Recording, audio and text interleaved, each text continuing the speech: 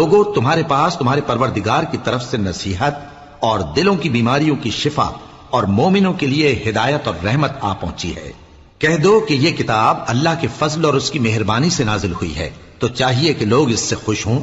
یہ اس سے کہیں بہتر ہے جو وہ جمع کرتے ہیں۔ کہو کہ بھلا دیکھو تو اللہ نے تمہارے لیے جو رزق نازل فرمایا تو تم نے اس میں سے بعض کو حرام ٹھہرایا اور بعض کو حلال۔ ان سے پوچھو کیا اللہ نے تمہیں اس کا حکم دیا ہے یا تم اللہ پر جھوٹ باندھتے ہو؟ اور جو لوگ اللہ پر جھوٹ باندھتے ہیں وہ قیامت کے دن کی نسبت کیا خیال رکھتے ہیں؟ بے شک اللہ لوگوں پر مہربان ہے، لیکن اکثر لوگ شکر نہیں کرتے۔ اور تم جس حال میں ہوتے ہو، یا قرآن میں سے کچھ پڑھتے ہو یا تم لوگ کوئی اور کام کرتے ہو، جب اس میں مصروف ہوتے ہو تو ہم تمہارے پاس ہوتے ہیں، اور تمہارے پروردگار سے کوئی ذرہ بھر بھی چیز پوشیدہ نہیں رہتی، نہ زمین میں اور نہ آسمان میں، اور نہ کوئی چیز ہے اس سے چھوٹی اور نہ بڑی مگر کتاب روشن